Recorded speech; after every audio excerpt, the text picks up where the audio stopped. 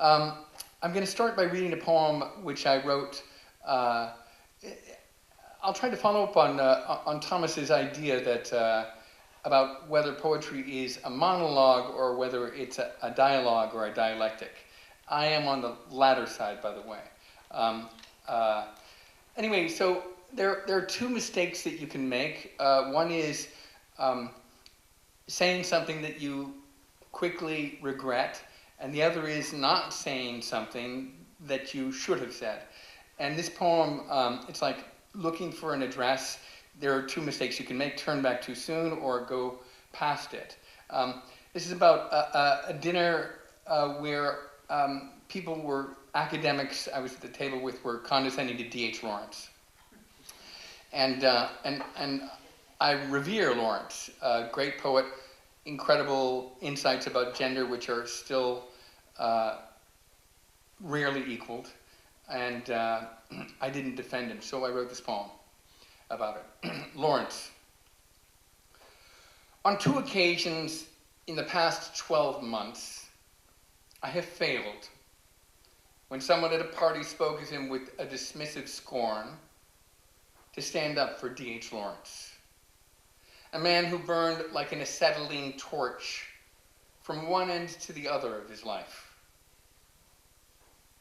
These individuals, whose relationship to literature is approximately that of a tree shredder to stands of old-growth forest, these people leaned back in their chairs, bellies full of dry white wine and the ovum of some foreign fish, and casually dropped his name, the way that pygmies with their little poisoned spears strut around the carcass of a fallen elephant. "Oh, elephant," they say, "you are not so big and brave today." It's a bad day when people speak of their superiors with a contempt they haven't earned. And it's a sorry thing when certain other people don't defend the great dead ones who have opened up the world before them.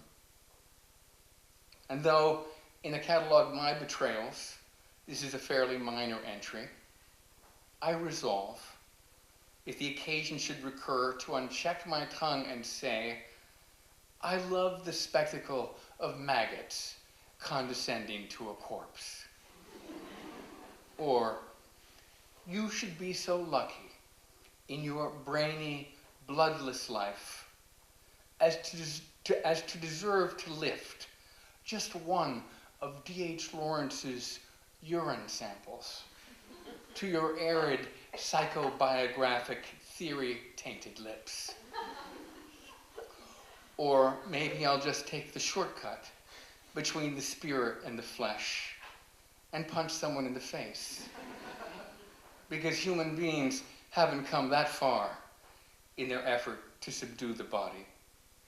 And we still walk around like zombies in our dying, burning world, able to do little more than fight and fuck and crow.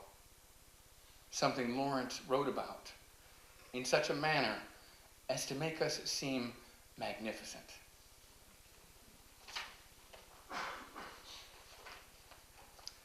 I'll read this poem called Song for Picking Up. There are a lot of stages of development or rites of passage, and there's a day probably in adolescence or maybe early maturity, if it ever arrives, in which you realize that everything you've ever dropped, somebody else has had to pick up.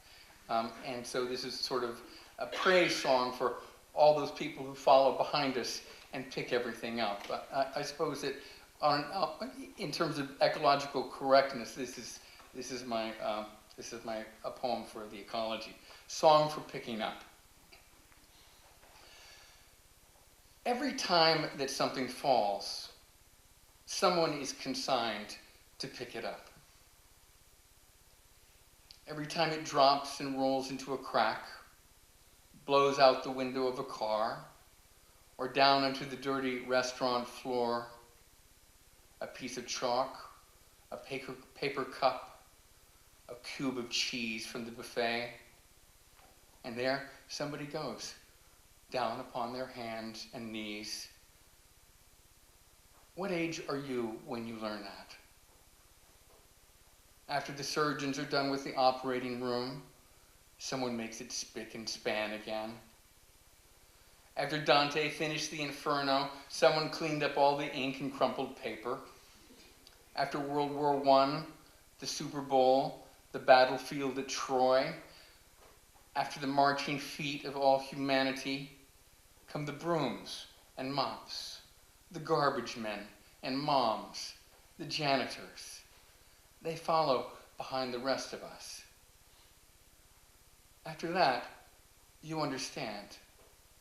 No more easy litter. No more paper towels on the public restroom floor.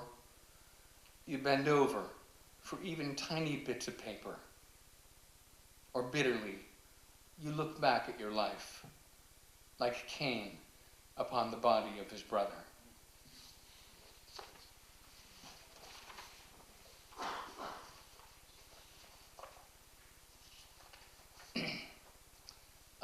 This is a poem about water,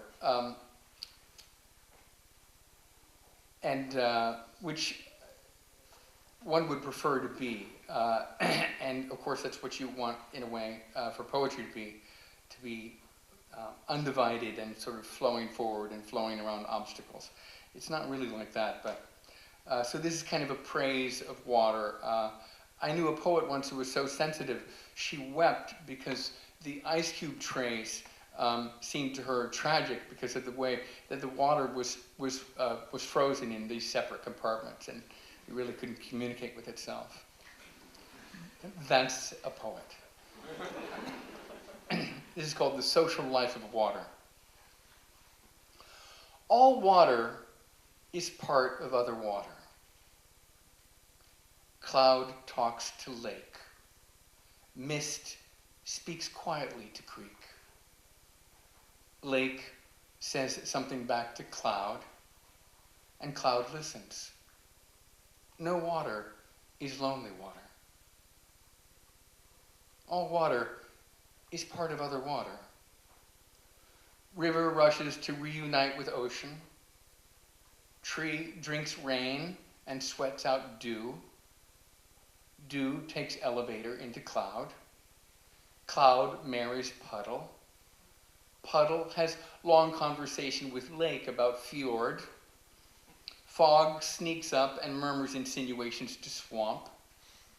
Swamp makes needs known to marshland. Thunderstorm throws itself on estuary. Waterspout laughs at joke of frog pond. All water understands. All water understands. Reservoir gathers information for database of watershed. Brook translates lake to waterfall. Tide wrinkles its green forehead and then breaks through. All water understands. But you stand on the shore of Blue Lake Kiev in the evening and listen, grieving, as something stirs and turns inside you. Not knowing why, you linger in the dark, not even able to guess from what you are excluded.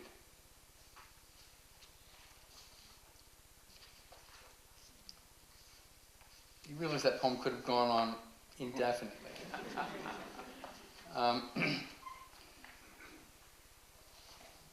I'll read this poem. It's called Bible Study. So Thomas and I were talking about whether poetry was dialectical or whether it was monological. Of course, it's known, the form is called dramatic monologue, as if a person were a unified thing. But my experience really is more of being a kind of madhouse on legs, and the chorus of selves within me, and I assume within most people, is actually a lot more insubordinate than a well-mannered poem would indicate.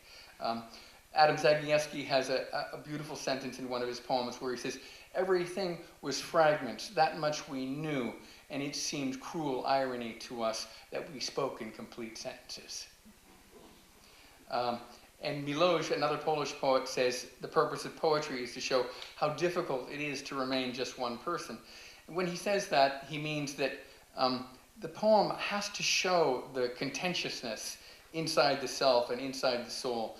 It has to be spitting and kissing back and forth between different parts of the self, and almost out of control, but somehow unified. And so this poem jumps from sort of tone to tone, I think. It's called Bible Study. Who would have imagined that I would have to go 1,000,000 miles away from the place where I was born to find people who would love me? And that I would go that distance, and that I would find those people. In the dream, Joanne was showing me how much arm to amputate if your hand gets trapped in the machine. If you acted fast, she said, you could save everything above the wrist. You want to keep a really sharp blade close by, she said. Now I raise that hand to scratch one of those nasty little scabs on the back of my head, and we sit outside and watch the sun go down, inflamed as an appendicitis over western Illinois, which then subsides and cools into a smooth gray wash. Who knows? This might be the last good night of summer. My broken nose is forming an idea of what's for supper. Hard to believe that death is just around the corner. What kind of idiot would even think he had a destiny? I was on the road for so long by myself, I took to reading motel Bibles just for company. Lying on the chintz bedspread before going to sleep, still feeling the motion of the car inside my body, I thought some wrongness in myself had left me that alone. And God said, you are worth more to me than 100 sparrows. And when I read that, I wept. And God said, whom have I blessed more than I have blessed you? And I looked at the minibar and the bad abstract hotel art on the wall and the dark TV set watching like a deacon.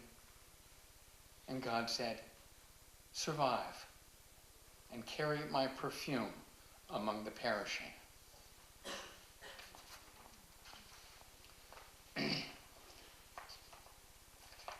This poem is, it's sort of based on a moment that I started noticing some years ago when that I would be in conversation with a woman at some kind of gathering, and she would sort of casually find a way to mention her husband.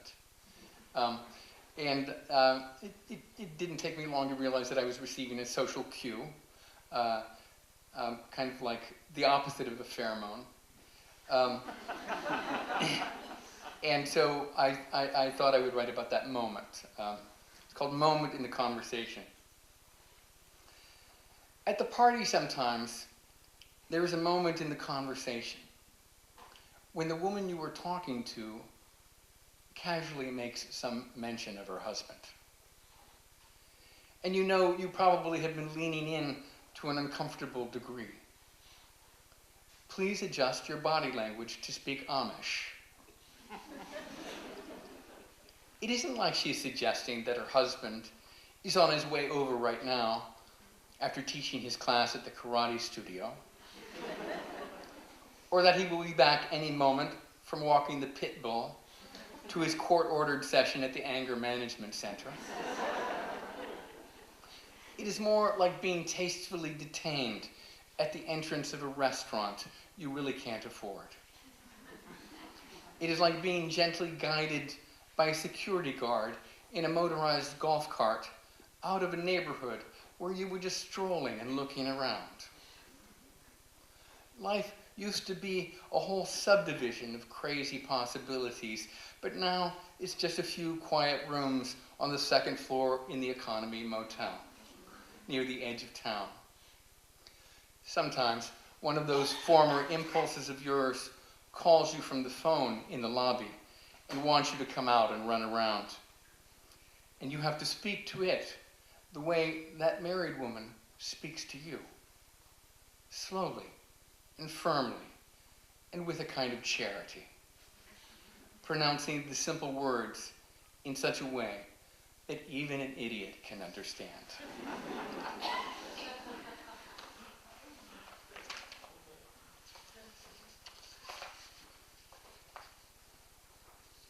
I'll read this poem, which is, that's too peaceful a poem. I'll follow on this romance theme. I went out with a woman once who I realized after I was desperately in love with her, that she was sort of conducting her own education one man at a time and finding men who were basically a kind of tutorial system. So she would be involved with a biologist, and she would learn all about mitochondria. She would be with an astronomer, and she would be able to identify all the heavenly bodies. And it seemed like a very wise form of continuing education. And I wrote this poem about her much later. It's called The University of Men. First, Susan got engaged to an archaeologist who took her to excavate dinosaur bones in Tibet. At night, in their double sleeping bag, while he cataloged her body parts, Suze discovered her inner Tibetan. Then she realized that he was a dinosaur, and she found herself a Western river guide who taught her to work the long wooden paddles on the rubber river raft in the turbulent deep green Colorado, while condors from California screamed overhead in the high eyrie of the sky, as Whitman said, whose work she became something of an expert in when she dated the literature professor from Wisconsin. He was followed by the mathematician who taught her the secrets of division until she divided herself from him, and went after the strong but sensitive fireman who could not put out her fire. It seemed that she was enrolled in the University of Men, and that she would remain a student forever, leaving one stunned dude after another floating cross-eyed in the current behind her. Now Susan has started the International University of Women, a school which only women are invited to attend, all of the instructors having done extensive field work in the University of Men, whom they fondly refer to in the faculty room in the long summer afternoons after class as the boys.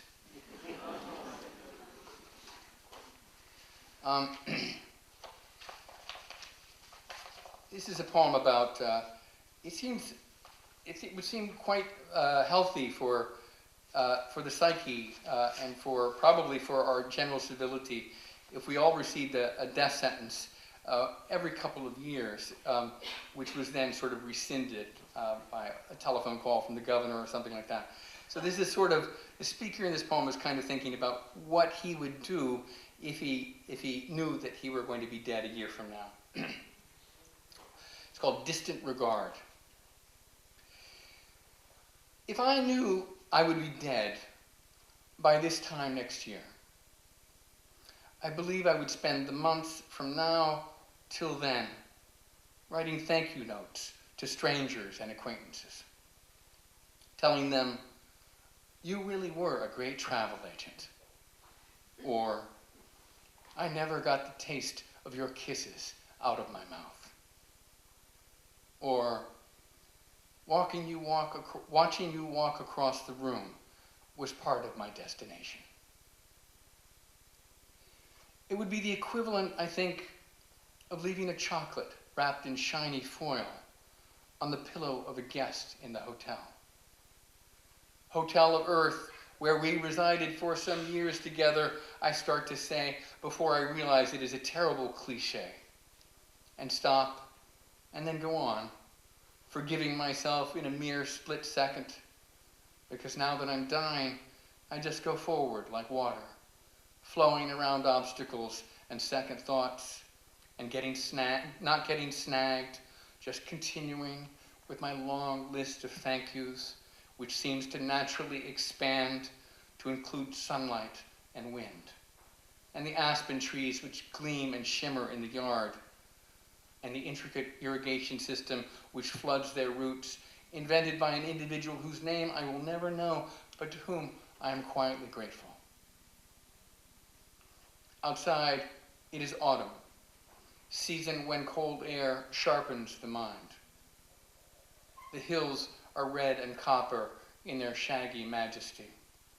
The clouds blow overhead like governments and years. Time to contemplate the distant things, to learn from their example of calm. Time to practice affection without a desperate hanging on. It took me a long time to understand the phrase, distant regard, but I believe that I get it now. And I'm grateful for my heart that turned out to be good after all. And grateful for my mind, to which, in retrospect, I can see I have never been sufficiently kind. And I'll close some poem or the other. I'll close with this poem. It's about animals and wildlife, and it's sort of set in one of the small towns in the western USA where I live. And I walked around the town and I saw signs advising residents not to put their garbage out the night before it gets picked up, for a reason that the poem explains. The poem's called Wild.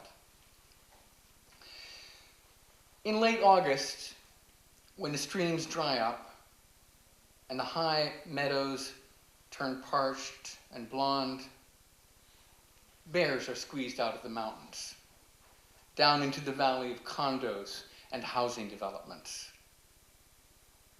All residents are therefore prohibited from putting their garbage out early. The penalty for disobedience will be bears.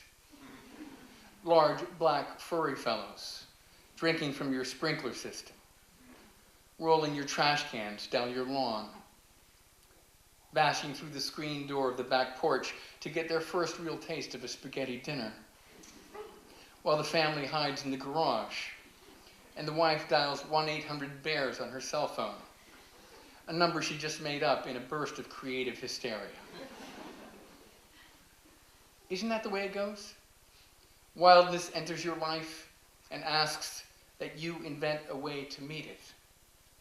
And you run in the opposite direction as the bears saunter down Main Street, sending station wagons crashing into fire hydrants, getting the police department to phone for tranquilizer guns, the dart going by accident into the neck of the unpopular police chief, who was carried into early retirement in an ambulance crowned with flashing red lights, as the bears inherit the earth, full of water and humans and garbage, which still looks to them like paradise.